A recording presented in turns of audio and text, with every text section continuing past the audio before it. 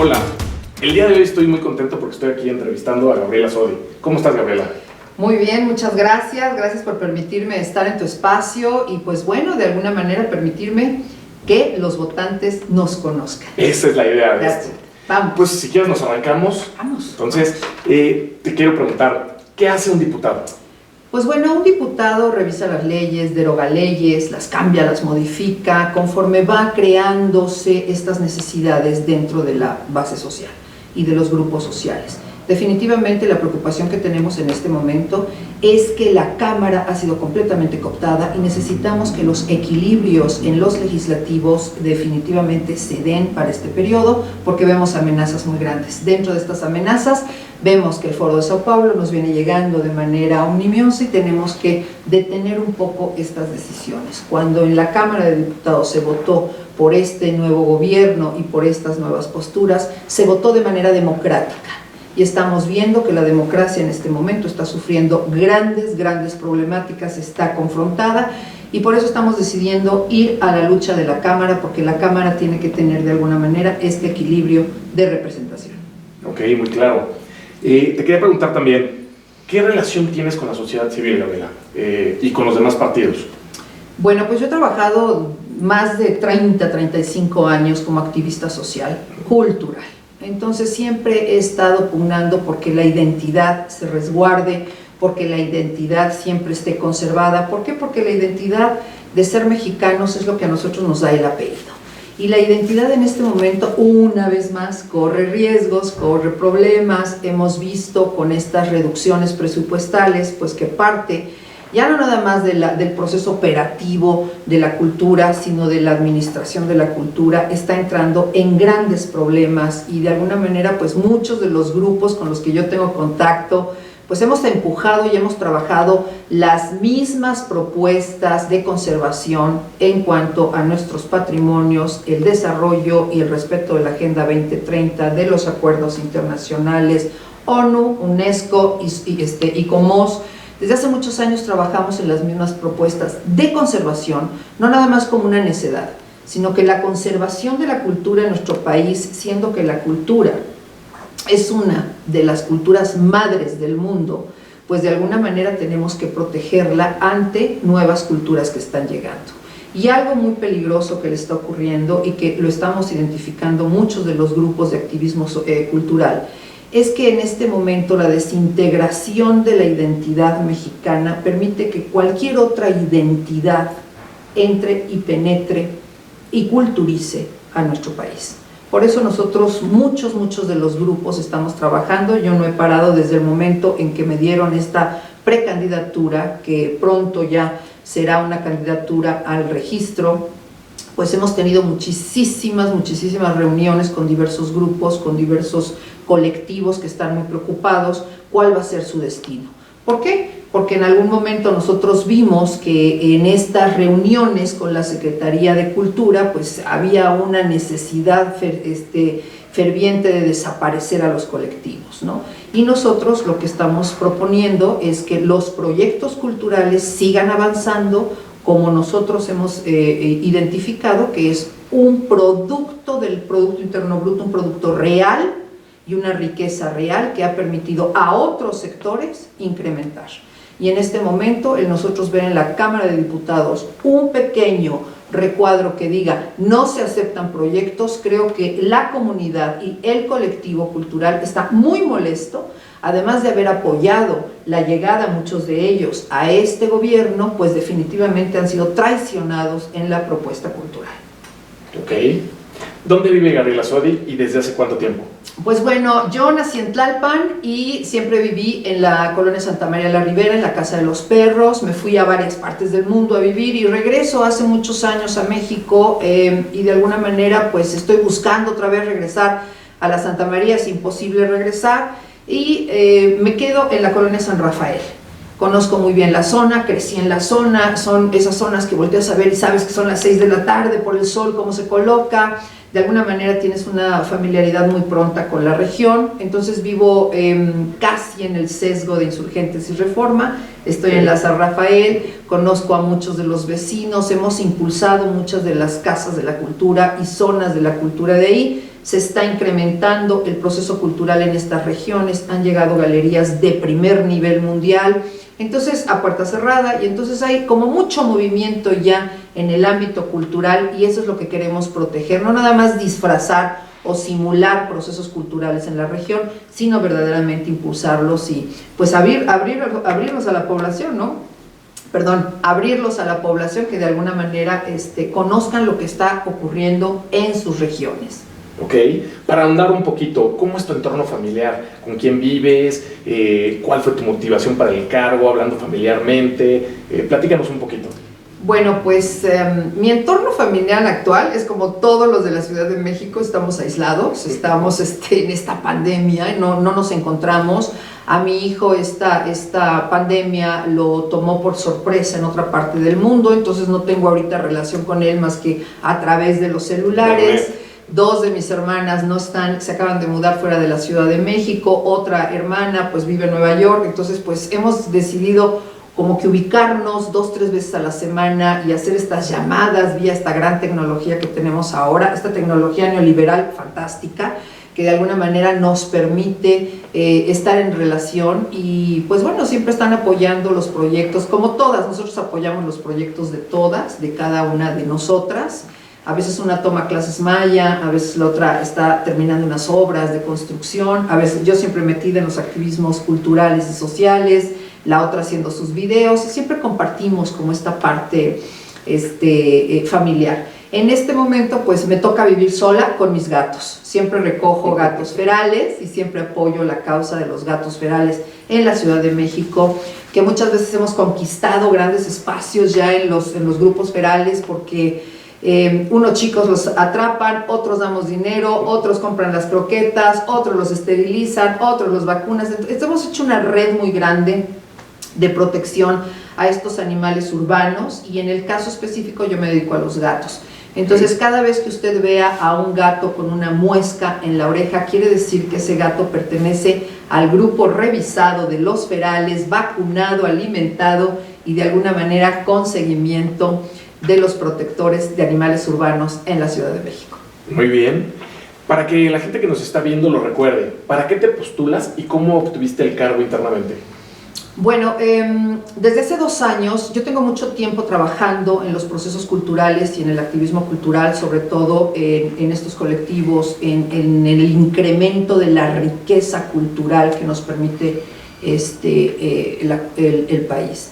En este caso, se nos olvida, por ejemplo, que turismo, que es un pivote muy fuerte de la economía nacional, pues está basado en toda la riqueza, mucha de esta parte está basada en la riqueza de patrimonios que tiene la ciudad, que tiene el país.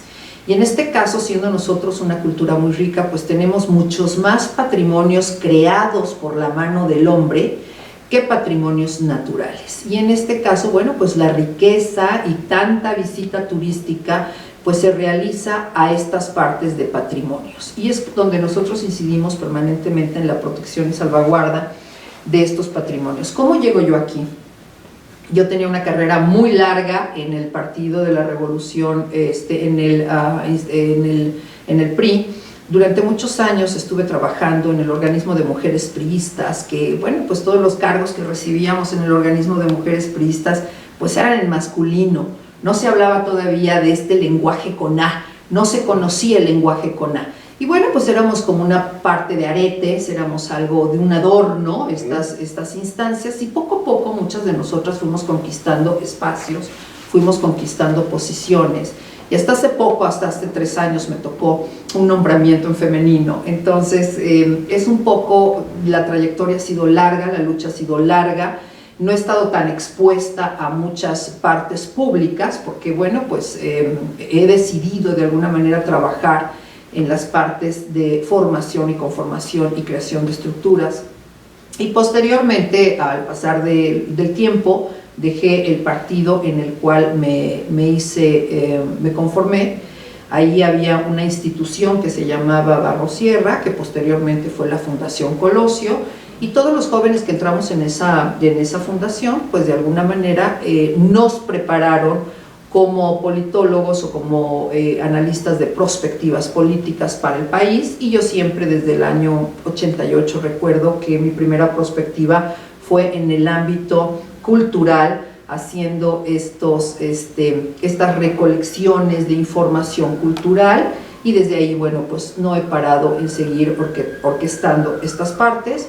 Como llego aquí, pues unos amigos me invitan a un grupo, después de muchos años, que se funda, que se llama Futuro 21, y entonces ahí en Futuro 21 empezamos a entrar en relación con el PRD, y empezamos a ver las posibilidades de que fuera la plataforma ciudadana para que el PRD mutara a una plataforma ciudadana. Entran las encuestas y nos dicen esto es muy riesgoso, no se puede, hay muchos partidos nuevos que vienen, y entonces en el análisis prospectivo de todos los que estábamos allí, pues se decide que no se va a tomar la opción de que Futuro 21 se convierta en esta nueva modalidad del PRD. Y también, pues muchos de los militantes decían, necesitamos cubrir estas trayectorias y proteger las trayectorias propias con todo su derecho, porque son los que han trabajado los territorios, y teníamos la disyuntiva Futuro 21 de continuar, o en ese momento finiquitar esta congregación o este grupo, donde cada quien tenía que aportar una especialidad. No era sentarte y decir, ya formo parte de Futuro 21, sí, pero ¿qué aportas? Y entonces tenemos en el caso, pues ustedes conocen a Cuadri, en el caso de Cuadri pues aporta todo lo que es la agenda internacional sobre esta ecología que nos viene al mundo. Yo aporto los procesos culturales, alguien más aporta los procesos de luchas contra las mujeres, que ha sido legisladora, senadora, y que a la mesa pone estas especialidades. Y entonces de alguna manera continuamos con la mesa, pero empezamos a invitar a los demás partidos.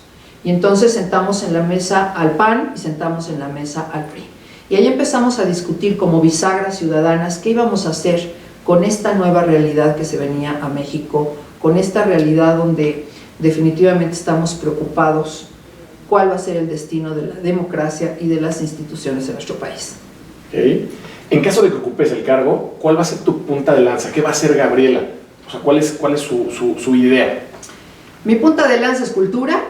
He trabajado también muchísimo como artista visual en las exposiciones de denuncia. Acabo de terminar un libro para el Partido Movimiento Ciudadano sobre generadores de violencia, una exposición que ha sido itinerante, que es efímera, sobre las ausencias de las mujeres mexicanas. El tema de las mujeres lo trabajo desde hace muchos años con las mujeres de Juárez, que fueron las que inauguraron la Cruz Rosa en el mundo, y actualmente pues tenemos los zapatos rojos también como exportación en el mundo. Pero mi puntal, además de la agenda de las mujeres, va a ser la agenda cultural. Tenemos serios problemas que se nos avecinan, por ejemplo, esta revisión y esta nueva legislatura pues va a tocar el tema específico sobre esta renovación fiscal.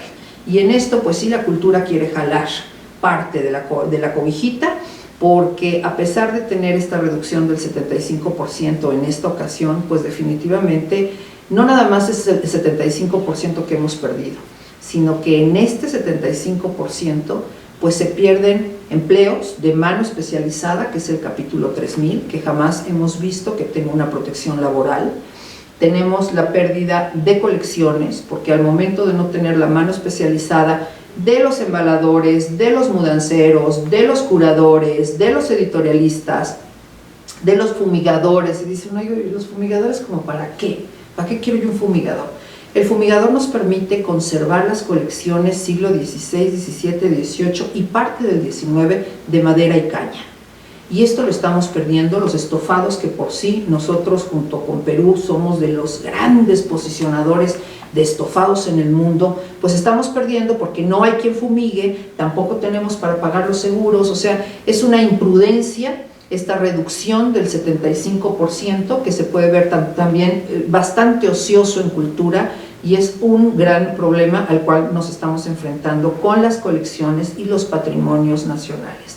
También sabemos de muchos ya de los museos que están a punto de cerrar, son espacios culturales que nos hemos dado todos. Entonces, ¿cuál va a ser mi propuesta? Mi propuesta va a ser defender cultura, de manera sistemática los proyectos. Es inconcebible que en cultura la Auditoría Superior de la Federación nos esté dando un dato de 1.700 millones que desaparecieron y que no nos pueden dar resultado. Una. Y dos, ¿cómo es posible que 720 y tantos millones hayan sido pagados por esta secretaría a la secretaría anterior para cubrir hoyos? Entonces ahí hay unos acuerdos que no sabemos bien en la carta recepción dónde están esos dineros. Y por último, revisar sistemáticamente ese gasto de casi 2.000 millones de pesos sobre una obra símbolo como las del Foro de Sao Paulo, estas obras símbolo como es Chapultepec. Chapultepec, que ha sido imperialista, que es neoliberal, modernista, que todo el circuito de museos pertenece al proceso moderno y globalizante y neoliberal, no tiene por qué tener una narrativa nueva, ni tampoco tiene que tener un nuevo discurso.